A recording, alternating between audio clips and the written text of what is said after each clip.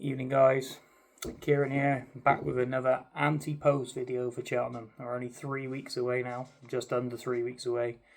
This time in 3 weeks we've just had the Thursday, the stairs hurdle and the Ryanair. We've seen Tiupu get beat. Yes, I've said it, Tiupu is going to get beat in the stairs hurdle. But we're not going to be talking about that in this video. This video I've got 6 selections, 2 from each race. I'm going to talk on the 3 handicaps that are on the first day: the Ultimate, the Fred Winter, which is now been renamed as again, or given that name back from the Boodles, and the National Hunt Chase, which is now obviously a handicap this year for the first time. So firstly, going on to the Ultimate, then this race is a bit of a mess, to be honest, because of the horses that obviously I discussed in the previous video, which have gone to the Racing Pro Trophy this weekend at Kempton. The likes of Highland, Larry's Bar, they're all high at the top end of the market for this for the Ultima. Also, Masaccio of Alan Kings, they've also come out and said they potentially will go to Kelso next weekend rather than running in the Ultima. So the Ultima's a bit of a mess, to be honest. But I've found 2 in the market that I know will be going to the race, and the trainers have come out and said they will be aimed at this race, and I'm willing to take a swing at these 2 and get them in the book, as it were. So that's that. The first one being Famous Bridge at 20-1 for Nicky Richards. He was actually, if you follow my horses, I actually put him up and backed him last week to win the Grand National Trial, which he won very nicely, to be fair.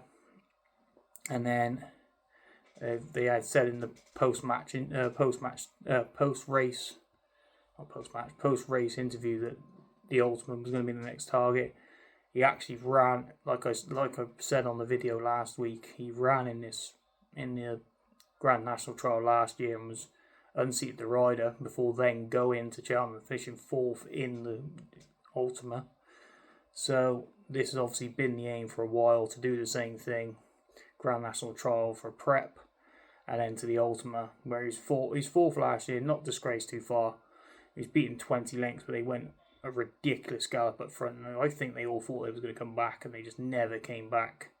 The only one that really got out after the 2 in front, which was Chianti Classico and Twig, was Meet the Waters, who finished 3rd. The rest could never bridge the gap, and I think they might be if it's a slightly slower run affair this time, I think Famous Bridge could potentially have a chance. He's actually only £3 higher in the weights than when he ran in the race last year, and horses that run in the race the previous year normally have a decent record in this.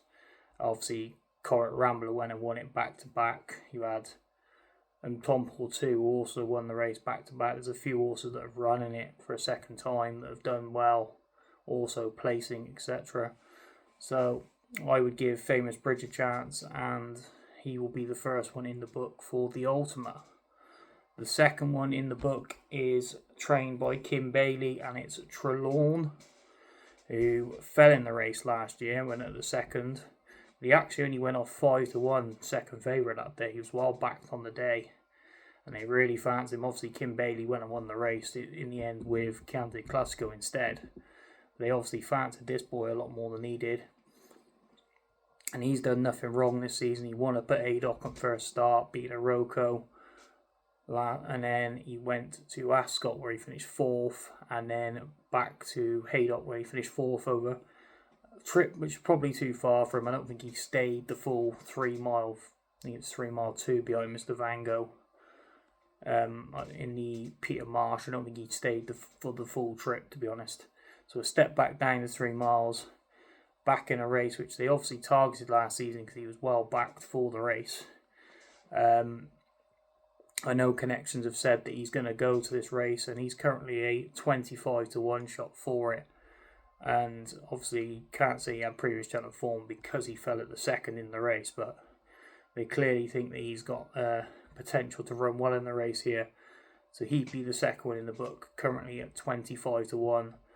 So the 2 swings in the Ultima currently, I will obviously post these. I will put them up on the page as and when this video comes out, but there's Famous Bridge and Trelawn at 20s and 25s respectively.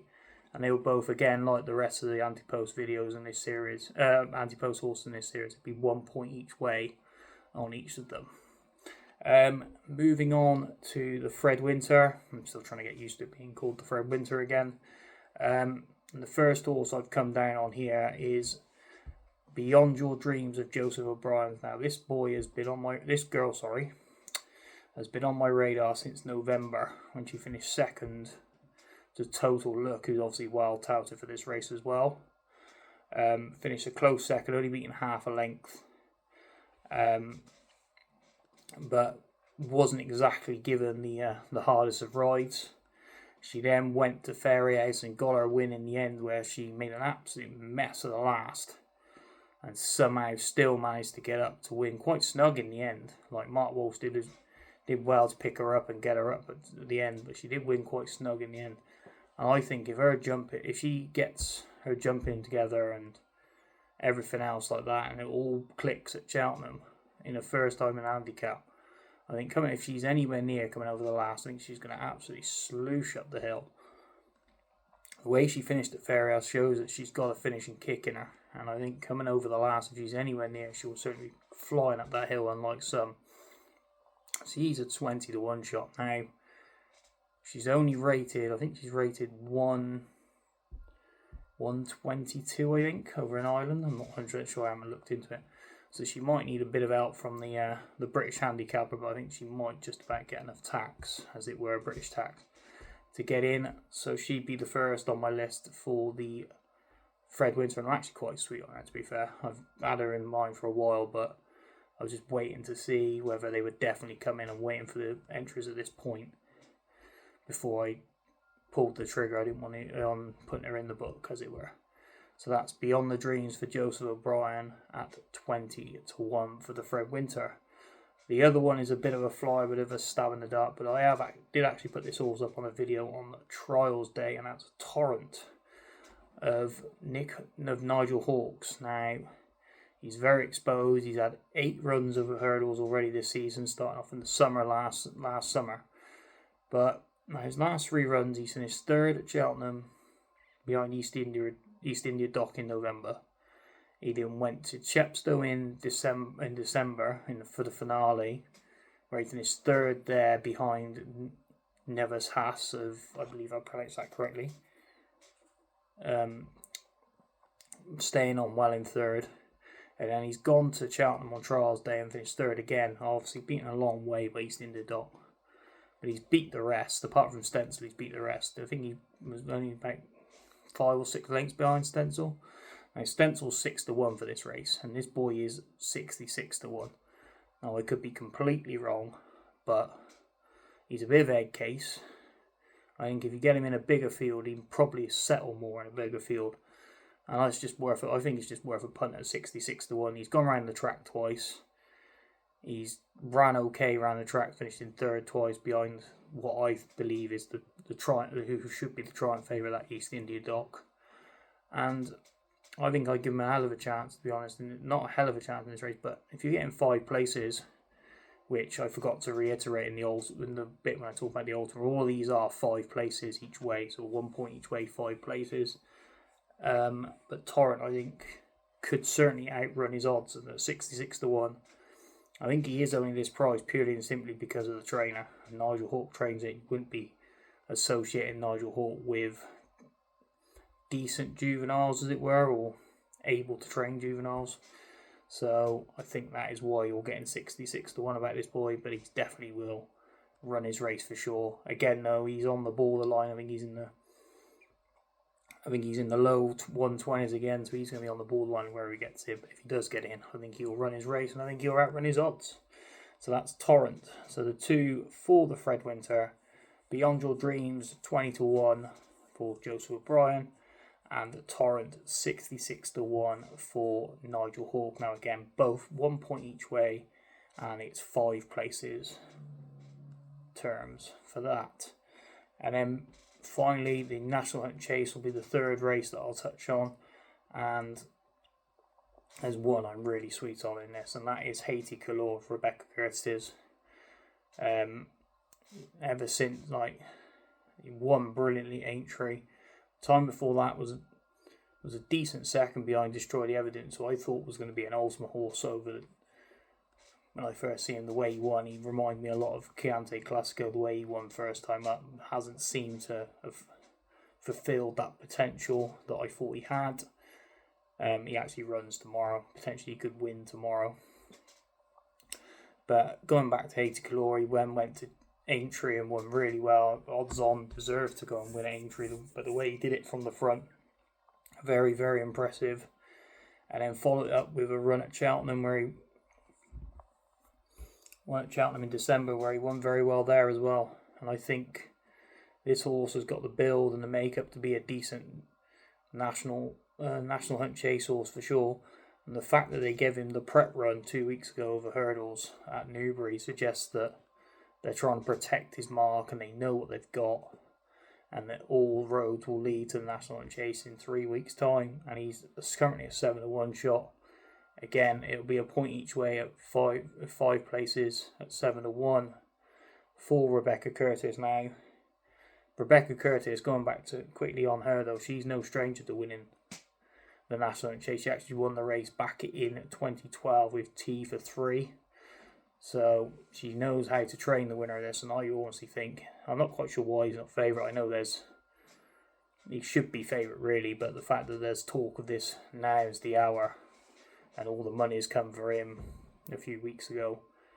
But Haiti Galore, I think, has got the better form in the book, and I think he will take a lot of stopping in this, to be honest.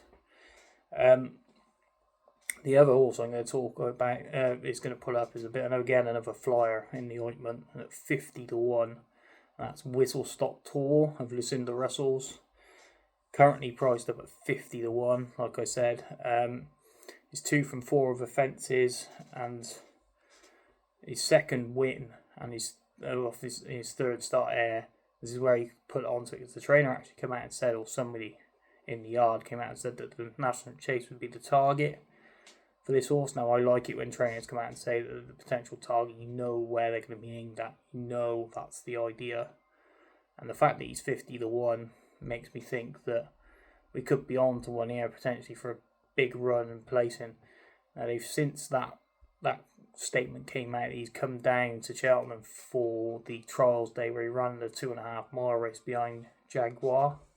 He finished 5th and never staying on 5th, but never near really, to be honest.